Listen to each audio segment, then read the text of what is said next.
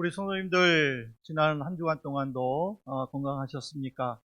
이렇게 우리가 말씀에 이렇게 가르쳐 주는 대로 살다가 또 하나님의 새롭게 주시는 은혜를 사모해서 이 자리에 나오신 우리 성도님들을 하나님께서 또 지켜주시고 또 붙잡아 주시기를 간곡히 기도합니다.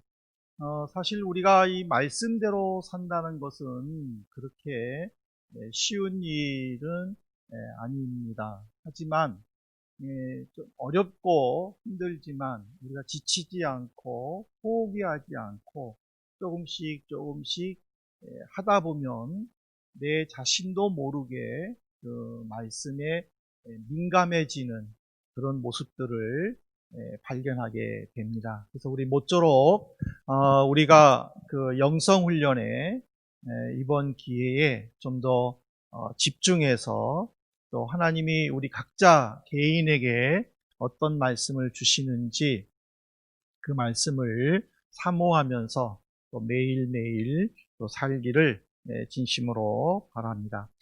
지난 주일에는 우리가 너는 나 외에 다른 신을 내 앞에 두지 말라라는 10계명 중에 1계명을 살펴보았습니다. 우리가 섬기는 하나님은 어느 무엇으로부터 창조되거나 만들어진 것이 아니라 스스로 계시는 그 하나님, 그 말씀으로 모든 것을 창조하시는 그 하나님이십니다.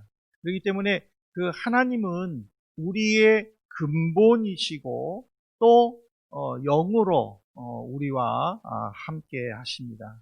하지만은 눈에 보이지 않는 영이라고 해서 우리가 깨닫지 못하는 것은 아닙니다.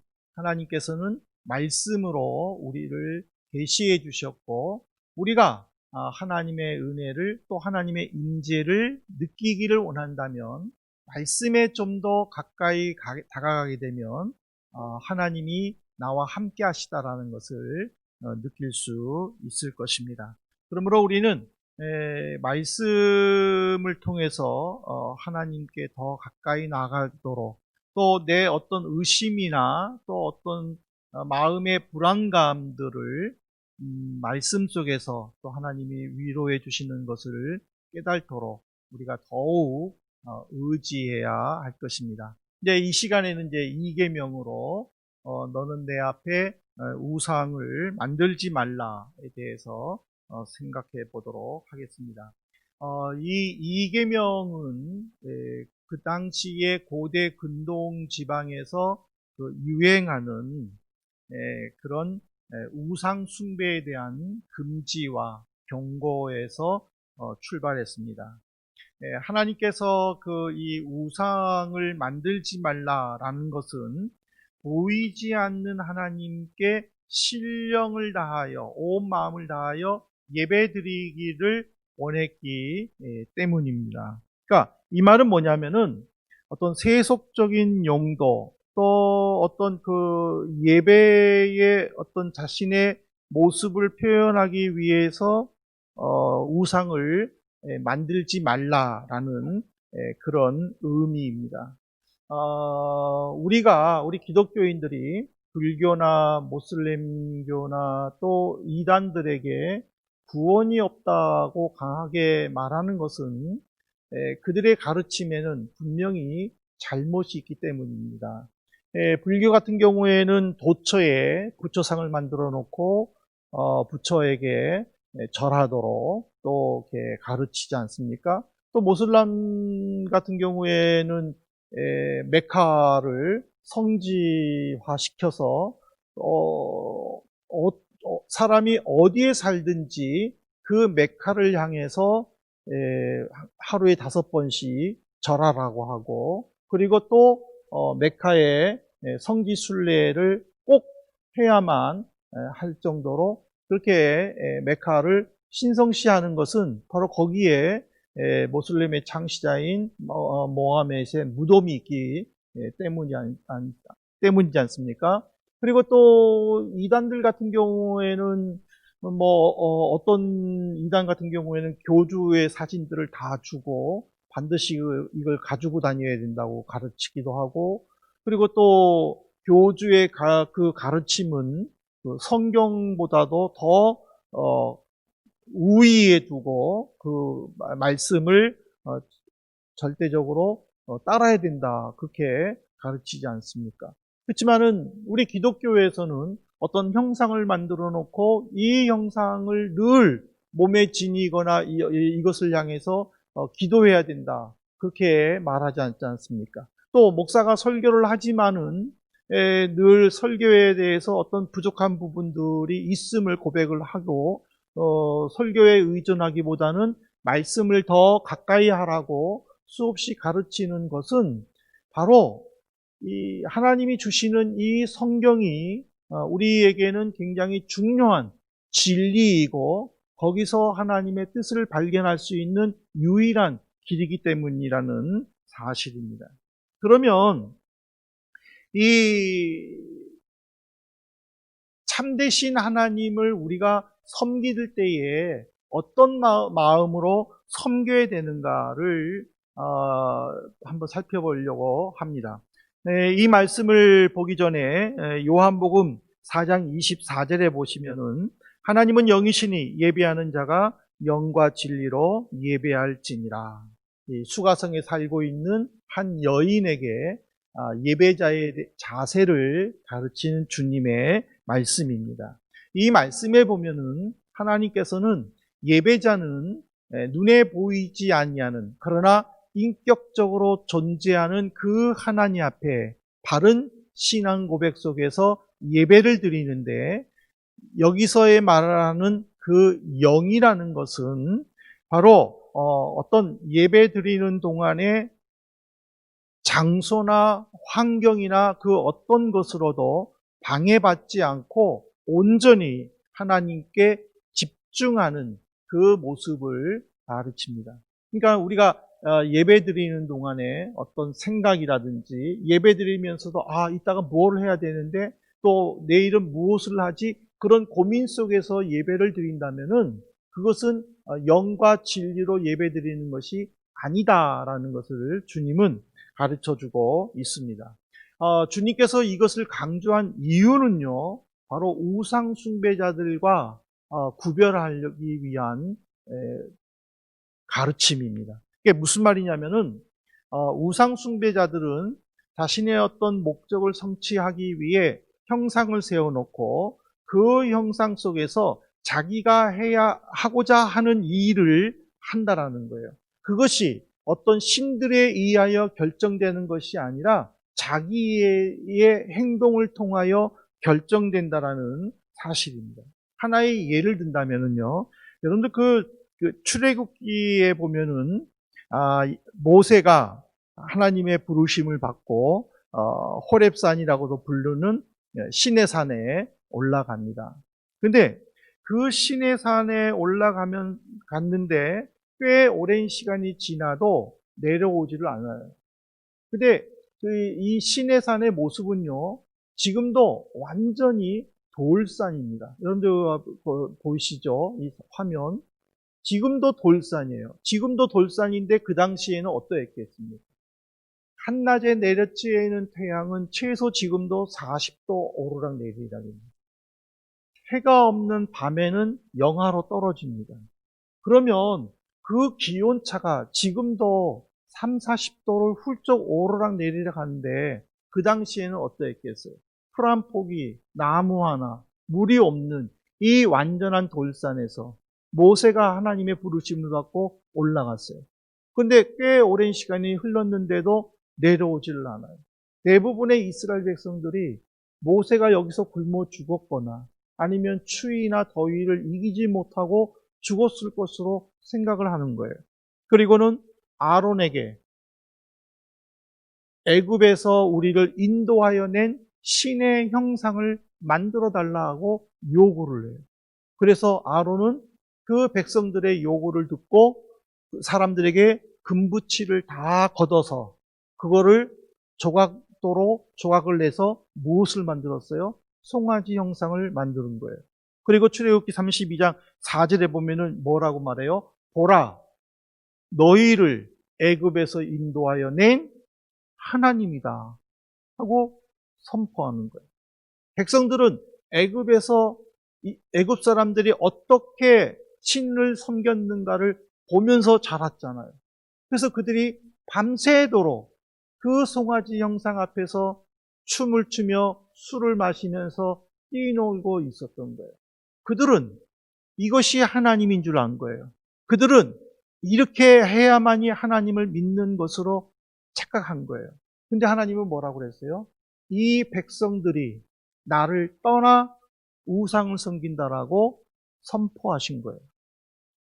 그러니까 이 우상이라는 것은 인간들이 어떤 불안함, 또 어떤 갈급함, 그것을 해결하기 위해 자기 스스로가 하나님이라고 만들어 놓고 자기의 방법으로 하나님께 예배드리는 것이 우상이라는 거예요. 그래서 이 히브리어에서 우상이라는 것은 헛된 것으로 인간에게 전혀 도움이 되지 않는 물건이다라고 기록이 되어 있어요.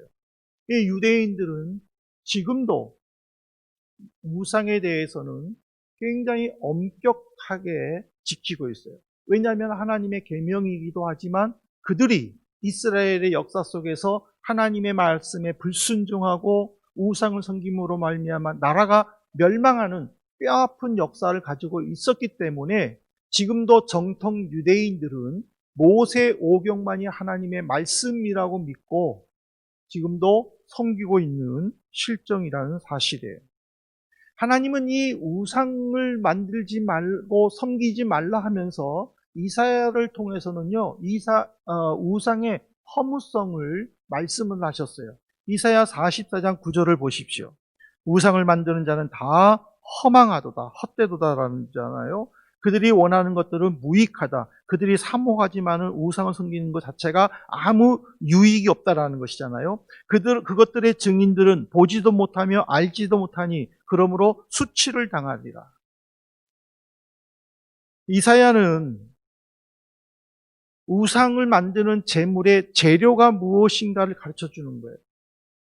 너희들이 음식을 만들 때에 불 때는 재료로 사용하지 않느냐.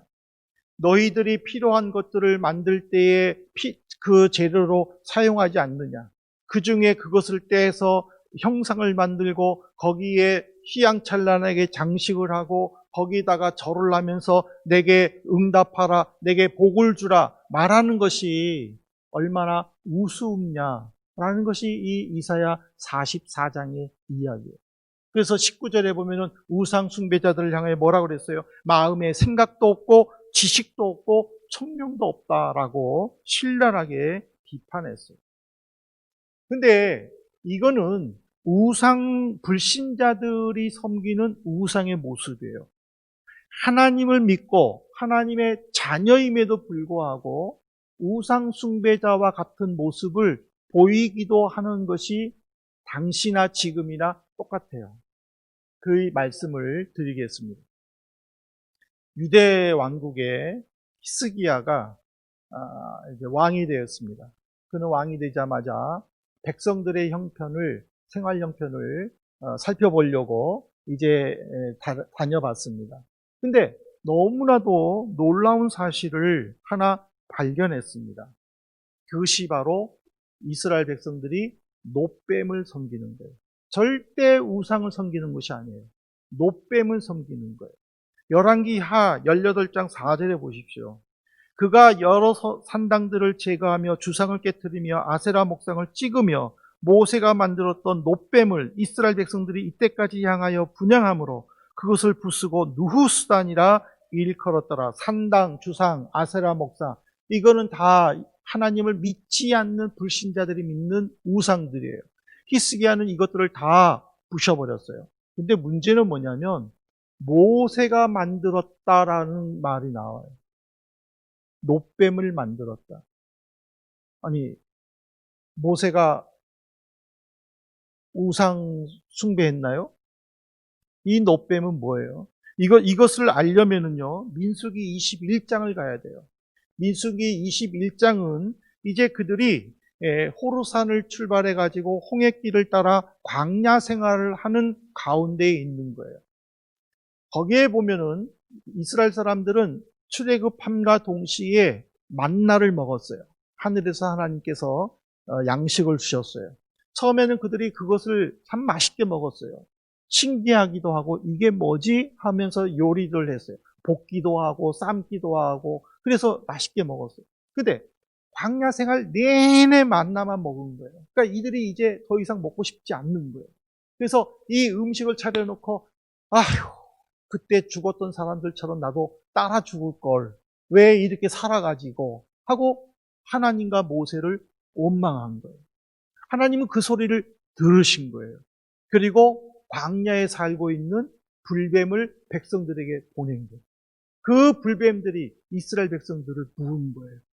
그 맹독성으로 인하여 이스라엘 백성들이 고통스러운 거예요. 그들이 하나님 앞에 회개를 했어요. 그때에 하나님은 모세에게 놋으로 뱀을 만들어 장대 위에 올려놓고 누구든지 그것을 쳐다보는 사람들은 나을 것이라고 약속을 하셨어요. 모세는 고통스러워하는 백성들을 보면서 급하게 놋을 녹여서 뱀의 형상을 만들었어요. 그리고 장대에다가 달아놨어요.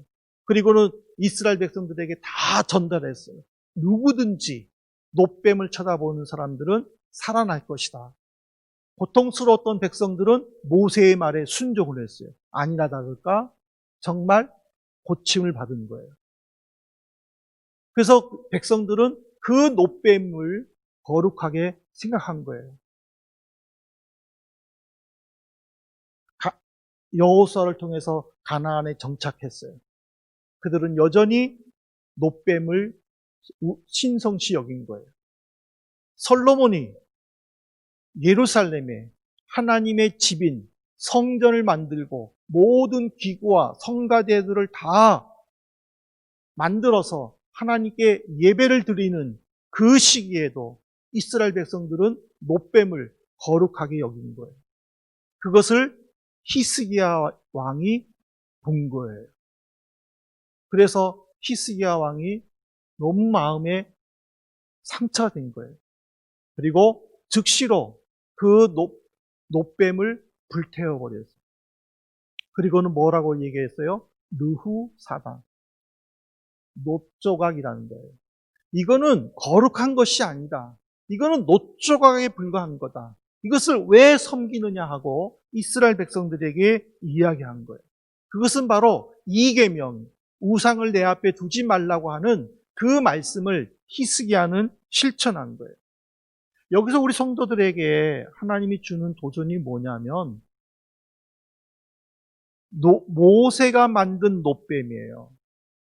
이것을 신성시할 때에는 그 뒤에 하나님이 계시지 않다라는 것을 백성들은 몰랐던 거예요. 그리고 하나님이라고 생각하고 그들은 이 놋뱀을 섬기기 시작했다라는 거예요. 오늘 우리에게 중요한 거는요, 십자가. 십자가는 주님께서 사망의 음침한 골짜기 속에서 승리하시고 우리에게 구원의 확신을 주시는 놀라운 사건이에요. 근데 이 십자가가 신성시하거나 이 십자가를 두려운 마음으로 생각한다면 그 자체는 우상이 된다는 거예요. 마음에 불안할 때에 십자가만 보면 마음의 평안함을 느낀다. 그런 말을 하는 분들이 계시는 거예요. 그거는 우상이 되는 거예요. 십자가가 없어도 하나님의 말씀으로 하나님만 의지했을 때에 마음의 평안함을 누려야 되는 거예요. 근데 내 눈으로 십자가를 보는 순간에 마음의 위로를 받았다. 그거는 우상이 된다는 것을 이계명에서 가르쳐 주는 거예요. 근데 이 이계명은요, 하나님이 우리에게 복과 저주를 선포하셨어요. 5절부터 6절에 보십시오. 하나님은 질투하는 하나님이라고 그랬어요. 그래서 그것들에게 절하면서 섬기면 아버지로부터 아들까지 3, 4대 동안 벌을 내리지만 나를 사랑하고 계명을 지킨 자들에게는 1000대까지 은혜를 주겠다라고 얘기했어요. 아버지의 잘못으로 3, 4대까지 징계를 받는다? 이거는 조금 너무 심하지 않느냐라고 우리는 생각할 수 있어요. 하지만은 지금도 그렇지만은 당시의 유대 사회에서 아버지의 말의 권위는 굉장했어요. 그 아버지의 말은 곧 그 가정의 법이었어요. 만일 아버지가 이거를 했을 때 자녀들이 거부하면은 그거는 큰일 나는 거예요. 그렇기 때문에 따라야 되는 거예요. 아버지로 인하여 온 식구가 우상을 섬길 수 있다라는 거예요. 그래서 하나님께서는 그 부모들에게 자녀들의 양육에 또 자녀들을 잘 믿음으로 키워야 된다라는 그 의미로 우상 숭배에 대한 심판을 선포하신 것이에요. 그래서 에스겔서 18장 14절부터 17절 내용에 보면은요, 에스겔 선지자가 이런 말을 해요. 아버지의 행동 속에서도 그 자녀들이 믿음을 굳게 지키고 하나님을 바로 섬기게 되면 아버지의 잘못으로 인하여 자녀들이 죽지 않는다라고 이야기를 했어요.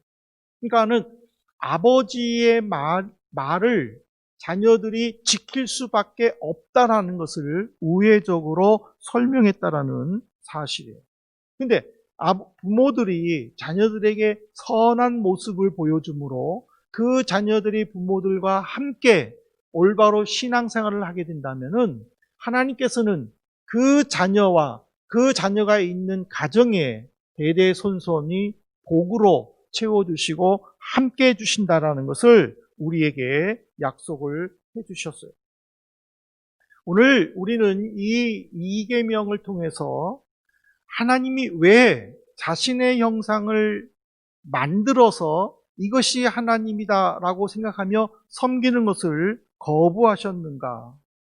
그거는 모세를 통해서 우리에게 잘 가르쳐 주고 있습니다. 신명기 34장 6절에 보십시오. 벳부올 맞은편 모압 땅에 있는 골짜기에 장사되었고 오늘까지 그의 묻힌 곳을 아는 자가 없느니라.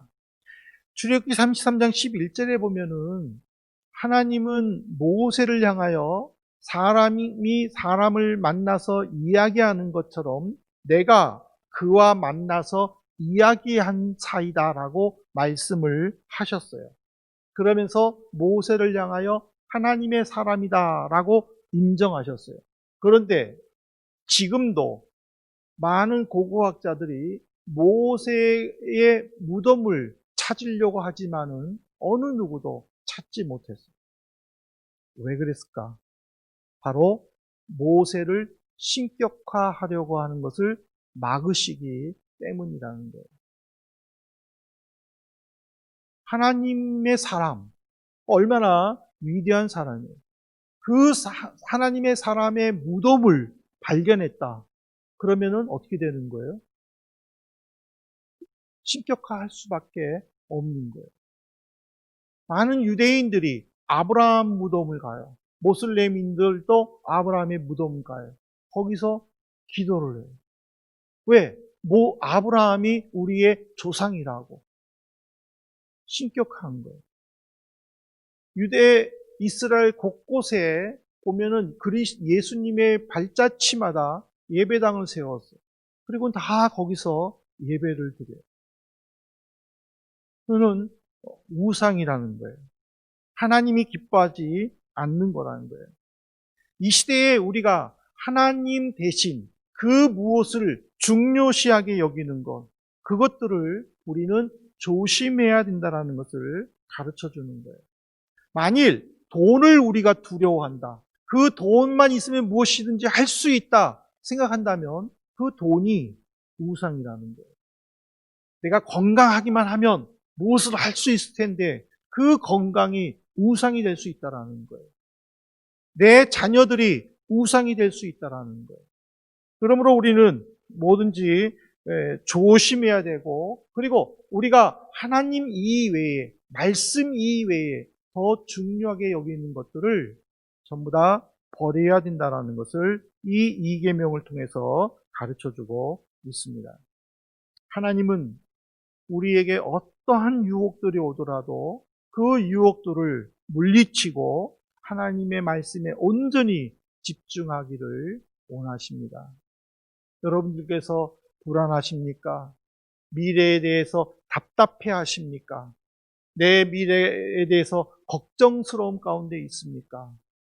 하나님의 말씀에 집중하시기를 바랍니다. 내가 생각해낸 방법이 아니라 이렇게 예수님을 믿으면 되지라는 그 방법이 아니라 하나님이 가르쳐 주시는 그 방법으로 하나님께 더 가까이 나가시기를 바랍니다. 하나님은 우리에게 명령하셨습니다.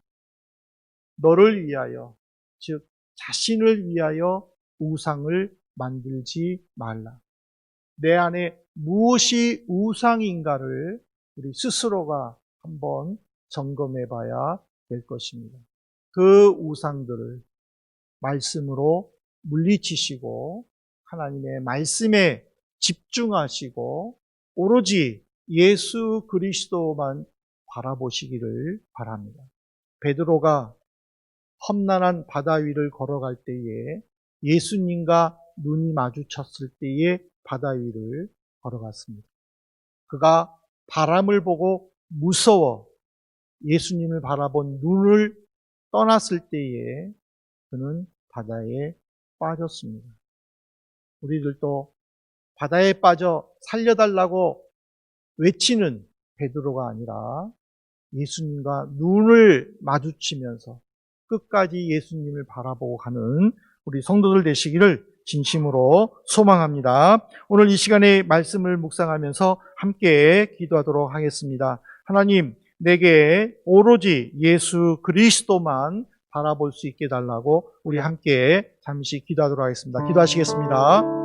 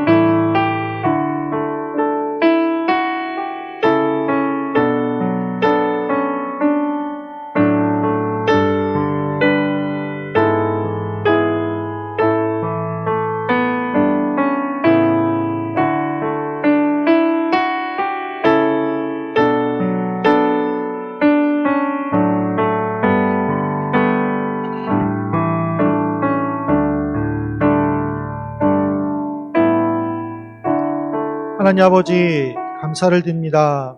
저희들을 사랑하시고 또 저희의 필요한 말씀을 주시고 또 우리에게 힘과 용기를 주셔서 감사를 드립니다. 오늘 말씀처럼 혹시 하나님 이외에 무엇을 더 의지하는지, 더 중요하게 생각하고 있는지 우리 스스로를 점검하게 하시고 그 모든 것들을 내려놓고 주님께만 집중할 수 있도록 도와주옵소서. 이 한 주간 동안도 저희들을 지켜주시기를 간절히 원하며 예수 그리스도 이름으로 기도 올리옵나이다. 아멘.